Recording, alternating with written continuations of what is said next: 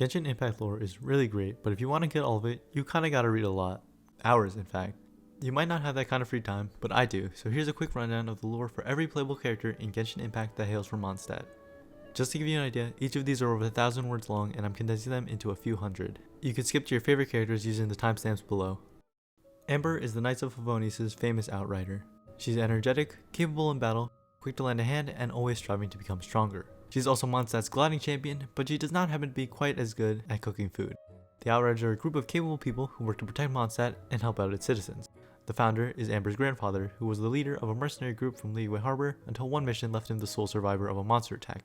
Saved by a doctor from the Knights of Favonius, he joined their ranks in order to repay the debt.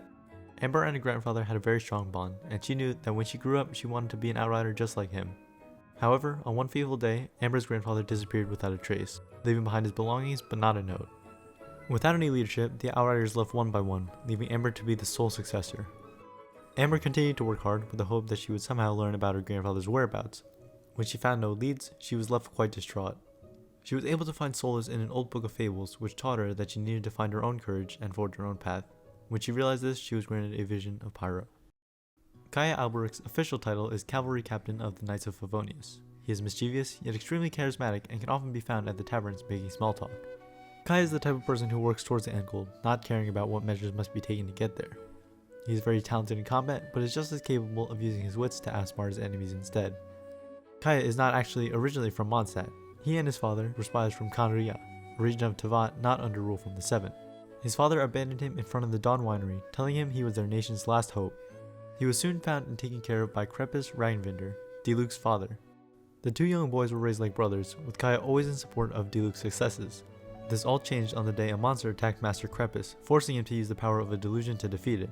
The delusion granted him the power he needed, but in return it left him in incredible pain. Diluc took Krepus' life in order to end his suffering, all while Kaeya watched from afar, regretting how he might have been able to save him if he had arrived earlier. Internally, Kaeya struggled with where his loyalty laid, with his homeland or the people who actually cared for him. He later decided to come clean to Diluc about being a traitor, leading to an intense duel of fire and ice as Kaeya's cryovision materialized. Since then, the two have gone their separate ways. Lisa Minchi is the librarian for the Knights of Favonius. The citizens of Mondstadt can clearly see she is qualified for her position, but from the outside, you wouldn't know that she is incredibly lazy. She prefers to delegate work to others, keeping only the job of categorizing and managing books to herself. When Lisa first joined the Knights of Favonius, the Grand Master wanted to appoint her as captain of the 8th Company. Despite everyone knowing her capability for the role, she turned it down because she didn't want to accept the responsibility.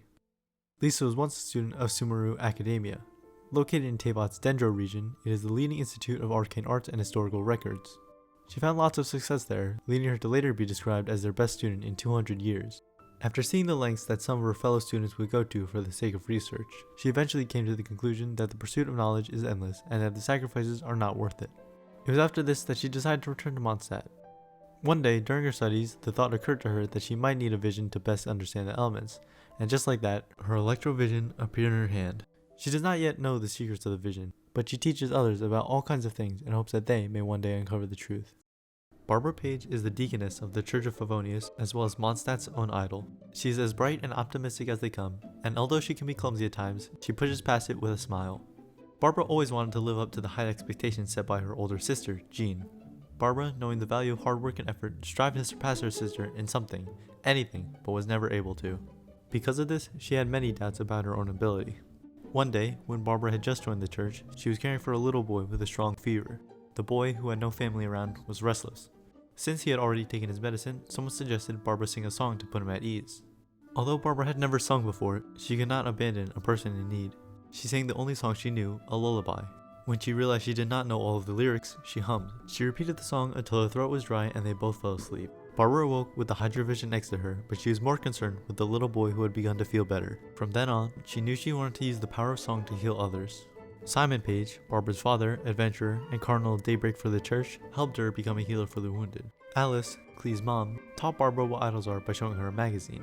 Her songs did not see immediate success with the people of Mondstadt, as the popular songs of the region were only folk songs sung by bards. However, with time, the City of Freedom began to embrace this new style while still having appreciation for its old culture. Barbara still has doubts if she's doing enough to help people, but the smiles of others encourage her to keep going. Razor is a boy who lives in Wolvendom with his wolf pack.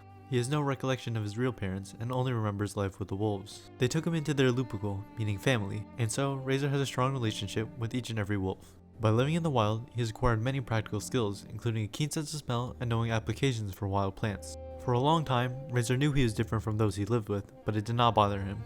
One day, Varka, Grand Master of the Knights of Favonius, found Razor. He gave Razor his name and taught him how to use a sword. While reluctant at first, Razor eventually made his way to visit Mondstadt. He learned about human life from Lisa and made a treasured friend in Klee, who he called the Red Bernie Girl. Razor got his electrovision on a stormy day when he was ambushed by an Abyss Mage and was to be taken away. The Wolfpack ran to help him, but they were no match for the Abyss Mage. Watching his Lupical get killed in front of his eyes, Razor's fury burst into fearsome lightning. He was able to attain victory, but at the greatest cost. Knowing he still has a long way to go, Razor continues to study and become stronger so that next time, he will not fail to protect his friends. Fischl is a young teenager who is the investigator for the Adventurers Guild. But before she was Fischl, she was Amy, a little girl who had two very busy adventurers for parents. To pass the time alone, she would often visit the library and get lost in the idea of other universes. On one rare occasion when her parents were home, they asked her about the book she read. She told them about her favorite series, Flowers for Princess Fischl. Her father playfully suggested he call his daughter Fischl from then on, and this made her incredibly happy.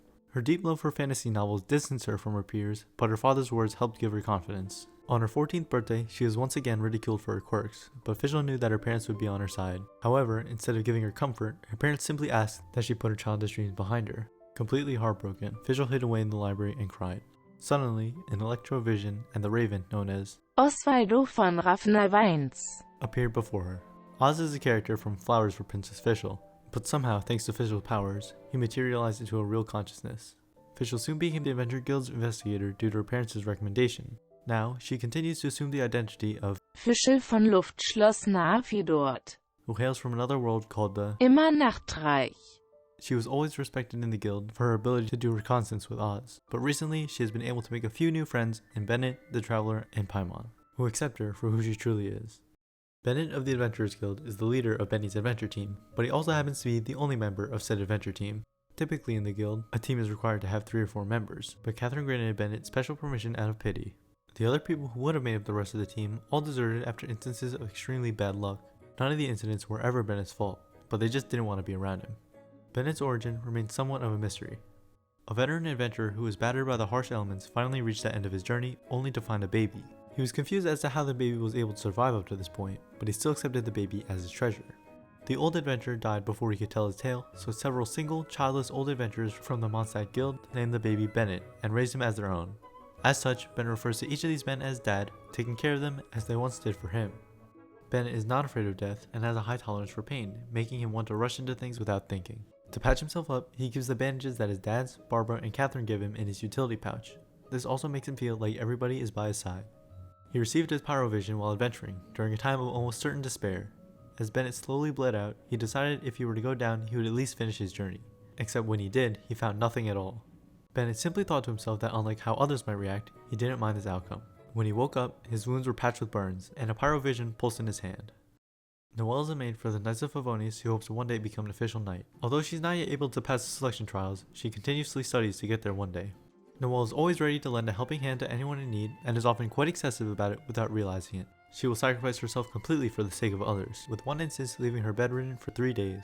Out of concern, the Knights of Favonius fabricates jobs for her to do in order to keep her out of harm's way. Physically, Noelle has incredible strength, although her pacifistic nature means she typically only uses it to help people. In Mondstadt, a rose symbolizes the phrase, "My lips are sealed." Noelle decorates her outfit with many of them made from red cloth. This is a reminder to herself to never share the secrets of the Knights of Favonius. She received her vision the day she failed the selection test for the 7th time. With an exhausted body, she began to heavily doubt herself. Unexpectedly, at that moment she encountered acting Grandmaster Jean, who was responsible for the selection process. Noelle instantly reacted with a precise knight's salute, but was embarrassed about what Jean might think of her. Jean simply stopped and returned the salute. This recognition of hard work returned her confidence that she would become a knight one day, while also granting her a vision of Geo. Sucrose is an alchemist and the assistant of Albedo, but where Albedo often researches the creation of life, Sucrose is more concerned with the modification of existing life. As such, she has done extensive work on sweet flowers and Sincetias to make them produce more and stay fresher for longer. Sucrose will work tirelessly to find the answer to any question she has, however experimentation often leads to even more questions. This doesn't bother her in the slightest, however, as she prefers the busy nature of research over relaxation. There is one thing that Sucrose is not so adept at though, and that would be social interaction. Unlike with science, trial and error cannot lead to a clear answer when it comes to dealing with others. And because she is too scared to make errors in the process of practicing socializing, she tends to avoid making conversations. Sucrose had a rather normal childhood, and her longest memory from that time is the story she heard about a wonderful paradise. She and her two best friends promised that they would visit this land, which had tall stacks of pretty pink flowers with fairies and unicorns all around.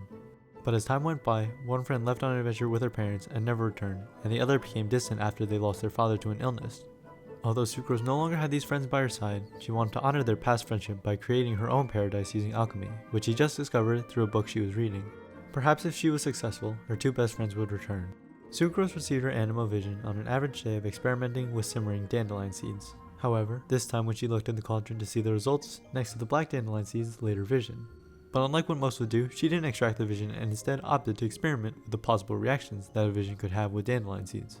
Although this produced nothing, her vision would later aid her in future bioalchemical studies. Jean Gunhilder is the acting Grandmaster of the Knights of Favonius. She received the title half a year before the traveler visited the city of Mondstadt, when Grandmaster Varka decided to go on a faraway expedition with the elite knights. However, as second in command, she had already been doing a lot of work for the organization. Jean is respected for her reliability and her willingness to do anything to help the people of Mondstadt. This often leaves Jean with a packed schedule, but she doesn't mind. The Gunhilder clan is a famous lineage of knights whose motto is, "For Mondstadt, as always." Her mother, Frederica Gunhilder, instilled the values of strength and protection which Jean lives by.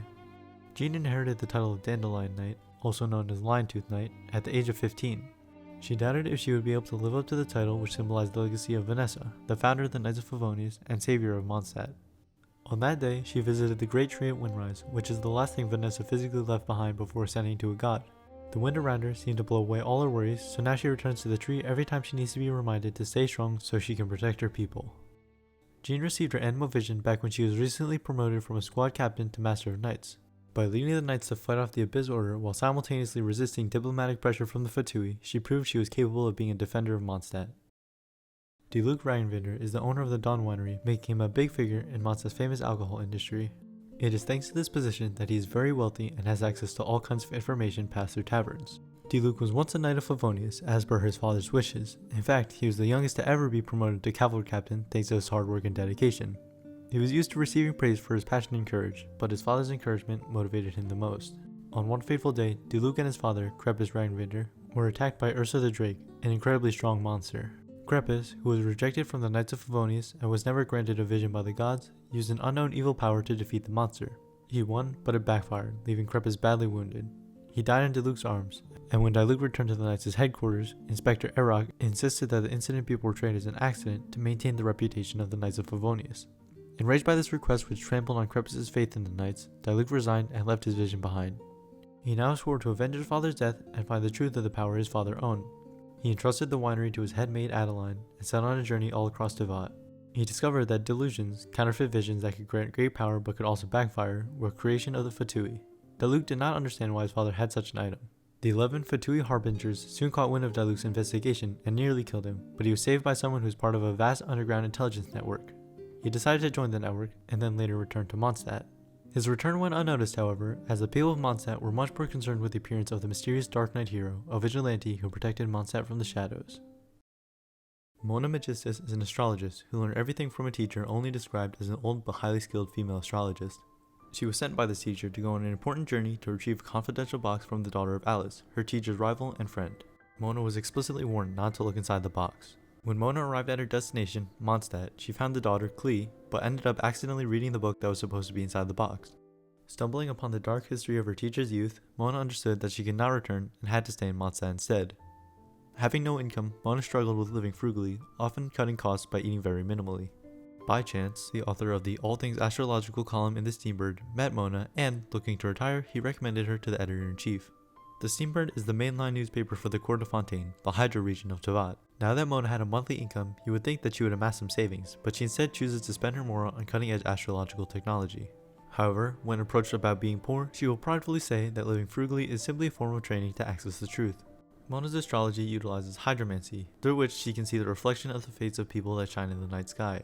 She utilizes her power to tell precise fortunes, and when she does not hold back on reporting her findings. She quickly made friends with Albedo, who is also interested in learning about the principles of the world. He often asks why she is so proud of her teacher's reputation, yet she will often complain about that old hag. Mona does not know herself. She originally received her Hydra vision from her teacher as a teaching aid, but his power did not develop until the god's blessing granted Mona one of her very own. To the people of Mondstadt, Venti is a mischievous bard who came out of nowhere. He loves to drink alcohol, but isn't always able to because of his childlike appearance. Because of this, he asks people to buy him a drink from the bar if they like his performances, instead of giving him Mora.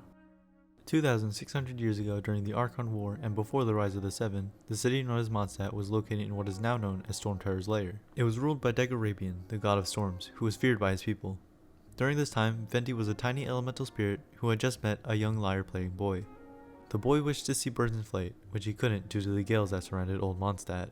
The spirit Venti obtained an eagle feather to show the boy, but in the end, he would never be able to deliver it. A war broke out in Mondstadt as his people revolted against Degorabian, and the boy died in battle fighting for his freedom. It was at this moment which the animal Archon Barbatos gained his power. He used his power to take the form of his friend, level the nearby mountains, and declare Mondstadt as the kingless city of freedom. Barbatos left for 1,600 years, and was surprised to return to find Mondstadt being ruled by a different tyrant. After hearing the outcry of the slave girl, Vanessa, they led a successful rebellion to overthrow the aristocracy. Barbatos does not need a vision to harness elemental power, as he has gnosis like the other 7 Archons. But if you look closely, you'll see Venti has a vision, which is just a fake. And because Venti cannot be bothered to carry a lyre with him, whether it be the Holy Lyre Der Himmel. or a normal one, he gave his fake vision the ability to turn into the wooden lyre. Der Frühling. Klee is a very special child, not only because she is titled the Spark Knight within the Knights of Favonius, but because of her strange affection for live explosives. 3 years ago, Klee was entrusted to the Knights of Favonius by her parents, one of which was the famed adventurer Alice, who wrote the popular Teyvat travel guide. Alice is Klee's biggest role model, who passed on to Klee her own playful nature and love for explosives. A long time ago, Alice handmade a doll and gave it to Klee, telling her it would keep her company and protect her. Klee named the doll Dodoko, which has no real meaning. Since then, the two have been inseparable. Klee's parents left for somewhere dangerous and far away, but until they come back, Klee wants to make her explosives into something her mother would be proud of. Albedo takes care of Klee the most, but all of the knights love her. Jean, however, mostly interacts with Klee when she is sending her to solitary confinement for blowing things up and causing destruction. Klee never intends to do bad things, it's just that her curious and playful nature leads her to act before she thinks. She does regret her actions, and she tries to help clean up her messes, but sometimes this can end up leaving things worse than they were before. On the other hand, Klee has used her talents to help protect Mondstadt many times. On one instance, Klee managed to defeat a whole horde of invading hilichurls by herself, but she happened to go a little bit overboard and also blew up part of Stormbearer Mountains. Thus began the legend of the Red Knight who could level all of Stormbearer Mountains. Klee's pyrovision appeared right after she blew up her workshop, using the first bomb she created all by herself. Diona is the bartender of the Cat's Tail. This rising star of a mixologist uses strange methods to create her cocktails, and that's because she intends to make bad drinks. She hates Mondstadt's wine industry and intends to take it down, but somehow her drinks will turn out delicious without fail. Diona's father is Drath, the best hunter in Springvale and the leader of their huntsmen. To Diona, he's the perfect father, that is, unless he is drunk. To her, he becomes like a wild boar rolling about in the mud. And because she could never blame her father for his terrible drinking habits, it must be the fault of the wine. The first step to Diona's plan was to get a job as a bartender. Margaret, the owner of the Cat's Tail, hired her because she's just too cute. Margaret later gave Diona her signature cocktail shaker that has a cat's tail on it. As for Diona's feline features, that would be the result of her Kätzlein. lineage. It is thanks to this blood that Diona and her father are so naturally good at archery, climbing, and more. The origin of Springvale comes from a legend which most do not believe. It states that a spring fairy once saved a mother and her son who had despaired by a well by filling it with healing spring waters. People came to see for themselves and built a settlement which came to be Springvale, although nobody actually found the legendary water. Only a young Diona believed in the fairy, and so at night when her father was sleeping, she would speak to the spring. Thus, Diona made a strange friend who she could spend time with and talk to. On the night of Diona's 7th birthday, the fairy showed up for one final time, stating, "May your cup always run with the sweet wine of celebration. May it always be refreshing as springs of ever-melting snow." Never seeing the fairy again after that, Diona now thinks those memories were childhood dreams, but little does she know that was the origin for her blessing and curse. Diona's father once went on a hunting trip and got caught in a storm that lasted for 3 days. The harsh winter stopped the Knights of Favonius from being able to save him. Not being able to bear the thought of having her father taken away, she used the powers of the cryovision that was just bestowed upon her and her impeccable tracking skills to save her father's life. Albedo is the chief alchemist of the Knights of Favonius. He tends to avoid social interactions by constantly working, but he's very kind, especially when it comes to his assistants, Timaeus and Sucrose. Albedo's master was Rena Dotir, a cold and strict woman who raised him and taught him the secrets of alchemy. The alchemy he learned is completely different from that which is studied in the 7 nations of Teyvat, because it originated from Khaenri'ah. It was an underground realm with little plant life, so the alchemy focused on creating life. This art of creation was known as the art of Chemia. Under his master, all Albedo had to do was follow her and do as she said.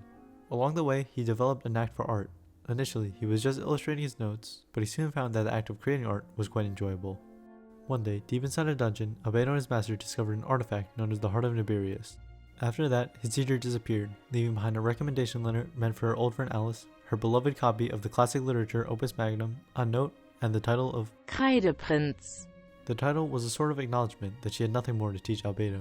The note told Albedo to go to Mondstadt, deliver the letter, and complete his final assignment: show me the truth and meaning of this world. The impossibility of this goal makes Albedo wonder if he is fated to never see his teacher again. Albedo eventually met Alice, who introduced him to the Knights of Favonius. She also told him that they would be family from then on, and to treat Klee like a real younger sister. When Albedo finally received his Geovision, he barely cared at all. To him, it was just one more thing he would eventually come to understand. After reading all these characters' lores, I can tell you that they are amazing, and I really don't do them justice with my summaries. Definitely go read up on your favorite characters if you get the chance. Please subscribe if you enjoyed. I will be making another video for the Liyue characters as soon as possible. That's all, and thank you so much for watching.